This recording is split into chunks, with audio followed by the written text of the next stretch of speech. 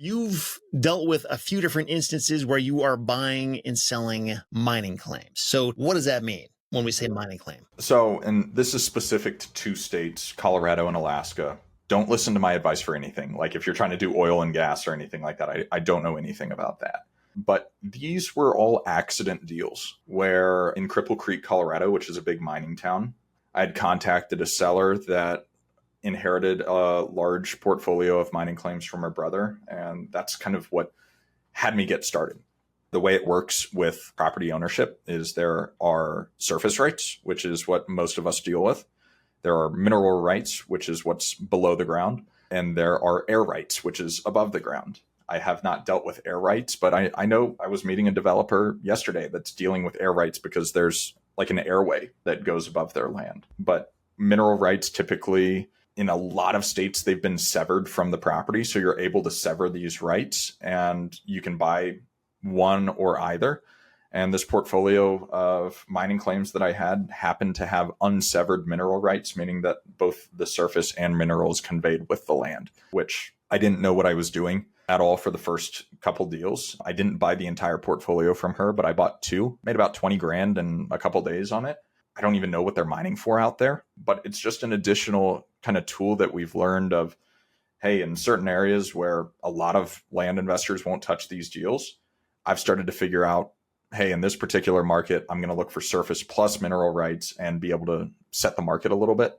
And that is what led me to buying a 440 acre gold mine in Alaska, which is just a weird, funky deal that we were able to purchase through this initial experience that we have. When you talk about seeking out these properties where the mineral rights are still there, so how do you even find those deals? Like, is there some efficient, systematic way to say, hey, show me only the properties where the mineral rights are still there? I have not found an efficient way to do it. I wish I had like greater insight to give you, Seth, but like in certain areas in specific to Colorado, Silverton, Cripple Creek specifically, that's what a majority of the land is. And like you can look at it and you can see partially why they created subdivision laws in the states back in the 70s, because this land is cut up like in a nonsensical way where, I mean, it looks like a crazy puzzle piece. But you're able to, with any good title search, you're going to be able to see if the water rights and the mineral rights are still there, which water rights are huge in Colorado. So whenever working with a broker on another large deal, they just discovered an additional 7,000 acre feet of water rights that are going to be conveyed with the property, which changes the dynamic of the deal. The title search should be able to tell you whether or not the minerals are still there, or there's actually separate, within the assessor side and the GIS and everything like that, there's a separate tab for minerals in some of these areas that you're able to see, okay, this is the deed for the mineral rights. This is the deed for the surface rights. You can see there's two different owners right there, as versus there's similar owners. So it's very location by location specific of how it kind of works. And then there's other places in other states where it's very, very different from what I've experienced in Colorado, which is Alaska. If anybody is even remotely interested in this whole mineral rights mining claim conversation, how it works, like how you find if they're still attached to the property or if they've been severed, I implore you have to check out my conversation with Vernon Henry. He used to work as a landman in the oil and gas industry. He explained everything you ever need to know and more about how this works. It's REtipster.com/227 is where you can find that. I'll include a link to that in the show notes for this episode again, which is REtipster.com/239. So it sounds like through the title search process, that's how you sort of inadvertently found, oh, look, mineral rights are still there. Did you have to find a separate landman to do that mineral rights search? Or did the title company just kind of happen to stumble across it? They referred me to this guy that like has been doing it for like 60 years. So there's not too much time left, but it's like the title company outsourced to someone that's kind of similar to a landman, with these Colorado minerals and everything like that. And he was able to kind of explain to me, hey, here's kind of how this process works and everything like that. Because usually you're going to get them conveyed with you if they have not, or conveyed with the land if it has not been severed. But for us, we didn't dive that deep. We just got these deals that fell into our lap. We were able to buy them so cheap and then turn around and resell them for more than double. Once again, it's another tool we have in our tool belt. It's something that we're not trying to become like the mineral people, because it's just not where our expertise lies at this point. Eventually, as we grow, it'd be nice to have a sector of the business that focuses entirely and exclusively on minerals, because I know there is so much opportunity there. But I valued these deals as a surface rights deal, which allowed it to just be a plus for me. And once again, it goes back to being very transparent with these sellers of like, dude, I don't know much about mineral rights, so I can only value it from a surface rights perspective. This is what it's worth to me from a surface rights perspective. I know the minerals probably mean something to you, but I can't pay more. And so that's allowed us to get those deals in that capacity, which I haven't done that much. Like, don't think I'm an expert in minerals or anything like that just because I've done a handful of deals. I don't know what I'm doing. Oh, you are an expert, and I think of you that way. And when Mason and I are saying the word landman, just so you understand what that means, that's like a certified professional who specializes in doing title searches specifically for the purpose of understanding if the mineral rights are still there or not. And if so, like what portion is still there attached to the property. And you can actually find these people if you go to landman.org. You can find like people all over the country that do this. And Vernon Henry actually is a landman. So like he did this professionally. Anyway, just thought I'd mention that. On that 17 lot portfolio we're buying that deal from landmen. That's what they do. They buy these properties at like tax lien sales. They let them season for the amount of time that it takes, and until they are able to do the quiet title action, quitclaim deed the property to themselves. They sever the mineral rights because they own oil and gas companies, and they're just selling us the surface rights. So they don't really care about the surface. They just wanted the minerals. And that works great for us because we don't really care about the minerals. And I mean, some of this land is like infill lots in suburban neighborhoods. So it's not like, a pipeline's getting drilled right there or anything like that. And it's one of those things where it's listen to Seth and go back and listen to that other episode with Vernon, because there's opportunity here of if you can find these landmen that they go seek out mineral rights and they don't care about the surface, there's another opportunity to do deals. And anecdotally, it's working well for us right now. By the way, mining claims and mineral rights, is that synonymous? Is that the same thing? Not necessarily. So in Alaska, we're purchasing 3 mining claims at 160 acres each. I think that's what they are. Whatever 440 divided by 3 is. Now I'm like, is my math off? Whatever. But we bought 440 acres, which is 3 mining claims in Alaska. And we're essentially renting the land from the state of Alaska. We have the ability to go out there and do mining operations. And I mean, there's creek diversions that we've done, historically had been done on the property, and you're able to get permits to build cabins and stuff like that. But we're just renting the land from the state. So if I don't pay my rental payment, which is coming up next month, I could lose it and then someone else could come in and buy it. As versus the mineral rights is something you actually own, which is what we're kind of more so talking about in Colorado. We're just borrowing them in Alaska. So the ones that you're borrowing in Alaska, you mean like a lease, right? Yeah, essentially. And so you're making money by selling the remaining time on that lease to somebody else?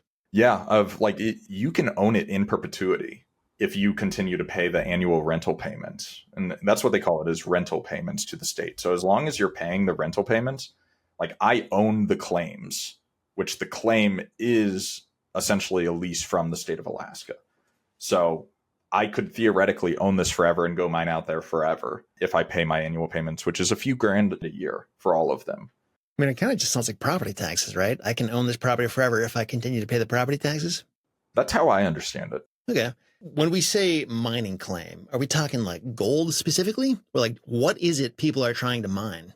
Yeah, this is gold. So it's from that same family. The brother had started to go out there. He went out there for a few years. He pulled about 100 ounces a year off, just him and his brother-in-law go out there for fun in the summer. And 100 ounces of gold in today's market, gold's trading at about 3,400 an ounce. It's like 340 grand, which is not bad for a summer going, having fun, hunting, fishing, and playing in Alaska and doing some mining. So, what's nice too, is it came with like a facility set up for it. F-150, a Polaris side-by-side, an excavator, a wash plant, generator, fuel storage, 3 cabins, full infrastructure ready to go for a mine. And we bought it for $30,000. Oh, man. The truck is probably worth more than that, right? Yeah. So yeah, I mean that's the type of asymmetric bet that I like to make, Yeah, no kidding. where I could go sell off all the equipment on Craigslist and double or triple my money. So we've got it listed for right around 700,000 right now. We did have a buyer, but they flew out there in their helicopter and it was just too small of an operation for them. So, it'll probably sit for a little bit, but we've gotten offers. We get inquiry every few days and we're just waiting for the right buyer to show up at the table. But for me paying 30 grand for it, I don't really care. If we sell it for 10 times what I acquired it for, which is less than half of listing price, I'm walking away with a decent chunk of change in my pocket. How did you find this thing? Like, were you looking for just a land deal, but in the process, you found out that the mining claim was there? So this was the same sister that I did those other mining claim deals with. Her brother also owned this mine in Alaska, and they were trying to sell it, but they weren't really telling anyone where it was because they didn't want people going out there and mining or using the stuff or anything. They enjoyed working with me on the ones in Cripple Creek, and they really wanted me to buy the Alaska one. But just like the ones in Cripple Creek, like I didn't really know what I was doing. And I told them that. I said, look, I can't buy this. Like it's so beyond anything I can fathom. It's in Nome, Alaska. You can walk to Russia in the winter. I mean, it's in the middle of nowhere. And I told them I would have to pay nothing for it. And they told me, well, what's nothing? And I said 20 to 30 grand. And they said, okay, well, we can make 30 grand work. And they were just ready to be done with it. So bought it for 30 grand, put it up for 750 on the market. I'm paying 20% commission to my agent on it. And, I'll have to make annual payments. But the fact that there's a history of gold production on the mining claims, it'll make it appealing to the right buyer. And will it sell for 700 grand? Probably not. But most likely it sells for 500,000 or 600,000. And it's a good deal for us all day. What you're selling is the mining claim and the land underneath it? The state of Alaska owns the land. Okay. So I'm selling the 3 claims, which it's essentially like a lease is kind of how I understand it. So they will then take over the rental payments. They have the right to go out there and mine and do whatever they want, as long as it's within the bounds of what is allowed for mining claims. So typically you can't build like crazy permanent structures on it, but yeah, I mean, you buy the right to go mine that land. And if you keep up with it, you can kind of mine it forever. Have you visited this property? Like, have you been there in person? No, I'm tempted to. My agent was out there last week, or attempted to get to the property on one of the days, and he could not because grizzly bears had set up an encampment like on the road leading to the mining claims. And they did not have big enough guns to go visit the property that day. And I enjoy hunting, small game. I'm not interested in getting attacked by a grizzly bear in Nome, Alaska, and becoming a statistic. So there is the adventurous part of me that would love to go out there. Nome is a weird place. I think there's like 3 motels in town. Like I said, it's on the Bering Strait. Like you can walk to Russia essentially in the winter. It's way, way out there. And for me, that's just too far of a trek. I'm going to Portugal like in 2 weeks, and that's my kind of travel. Yeah, I actually had a high school classmate who moved to Nome, Alaska. And I remember looking it up on Google Earth. It is in the middle of nowhere. Oh, yeah. Dark all winter. It's a strange place, but the people that are out there, they're living, I guess. And if they want to buy a gold mine, check it out. It's listed with Fay Ranches. It'll be a cool deal whenever it goes full cycle, but I'm not too stressed about it. I don't know how much you know about how they actually get the gold out of the ground. Is it just like an excavator and they just dig a hole until they find something that looks interesting? Or is there like a proper mine shaft where they go underground and that kind of thing? I think you might have hit it. I think they just dig with an excavator and then they have it like go through the wash plant to, sift it out. But I have no idea, to be honest. And that's what people tell me of, at that conference we were at. They're like, why don't you go out there and go mine it yourself? I'm like, I panned for gold at Rocky Mountain National Park when I was like 6 on a guided expedition. I don't know anything about mining. I don't care to learn anything about mining. So I don't know. I'm sure there's a way to do it. Your ideal buyer for this thing, it's basically a hobbyist, like not a serious company that needs to make a return, but just like, yeah, wouldn't that be fun to go dig around for gold? Like, is that kind of who your ideal buyer is? 1,000%. 1,000%. It's too small for the institutional people. I mean, the institutional people are trading in the billions and trillions, literally, like with the way the natural resource industry is working right now, and just the price per gold. Where I see these large transactions that are occurring, where I have 3 mining claims. these people are doing thousands of mining claims. And so it's not a pricing issue. It's just finding that ideal buyer, which there's people out there. Like, I think if I had acquired this pre-COVID, I feel like we would have sold it for $2 million without a question. Of people, the market dynamics were a lot different than they are now. But I think the price of gold makes it still attractive for the right person, of some rich guy or gal from Texas or California that wants to go on their great Alaskan adventure. So I think listing it in the middle of summer, we listed it early July, is challenging, where if we don't sell it this summer, my guess is we won't sell it until the spring, so people can get ready and prepare for the operations. Because look on a globe where Nome is. It's cold there most of the time. It is way, way, way north. And so people are only mining out there for 3 or 4 months. These other mining claims that you did successfully sell, where did you advertise these things? Like, where did you find the buyer? Facebook Marketplace, baby. Facebook? Facebook. Well, in my conversation with Vernon Henry, I don't know if these websites would be relevant. I think they're meant more for like oil and gas, but there are specific websites meant for mineral rights, not land. It's like usmineralexchange.com, energydomain.com, energynet.com. I don't know if there's a place for this kind of thing that would fit in there, but if you're looking for more like specific buyers for that exact kind of thing, maybe there's some section of those websites that would make sense. Yeah, I wrote it down. I'll check it out and see. I paid a $25,000 retainer to my agent that I'm paying 20% commission on. So if they're not listed there, and they should be, we'll make sure to get them listed there. Or for me to just putz around and figure it out. Because to me, the upside on this deal is so high that I don't mind working to find a buyer on it. It's just finding the right one. And if you're listening to this and you want to go make a bunch of money mining gold, give me a call. Just in the normal course of running a land flipping business, do you think it ever makes sense to like go out of your way as a land flipper to always sever the rights if they're there and sell off the mineral rights or the mining claim separately from the surface rights, just to like double your money in some areas where there might be gold? Like, is that complicated? Or what would that look like? I think once again, it's going to be so state by state. Like, you're not going to be able to do that in Alaska, where the Department of Natural Resources manage it. But there is something to, like, these landmen that I'm buying this portfolio from. Once we close this deal, I'm going to have conversations with them of like, hey, like, I buy land all the time and I don't care about the mineral rights. And most people don't really care about the mineral rights. So you could probably find a landman or a company that does mineral rights severance. I don't know if it translates the same way, but that severs the mineral rights, that you could create an exchange. It's the same thing with water.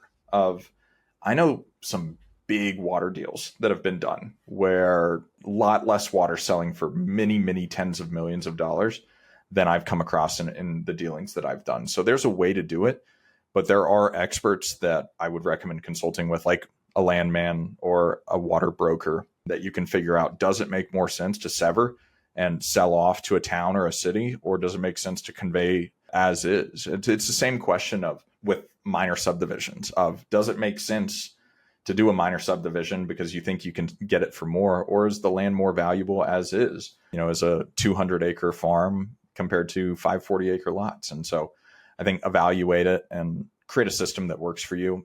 But don't be afraid of leaving money on the table. Like, if you can double or triple your money doing a simple deal, that's a fantastic return. I think our brain gets broken in the land space. Like, if my stock portfolio is doing high single digit, low double digit every year, I'm ecstatic. So, it's just to each person what their investment thesis is. Do you know the history of this Alaska property, or even the Colorado one, the other ones? Like, why did these mining claims come into existence? Like, what made these landmen think this is worth doing? Is it just because, like, yeah, it's Alaska, there's gold all over the place, let's try it? Like, is it just that? Or was there some of the clue that made them say, hey, we should go out of our way to try to get it on this property?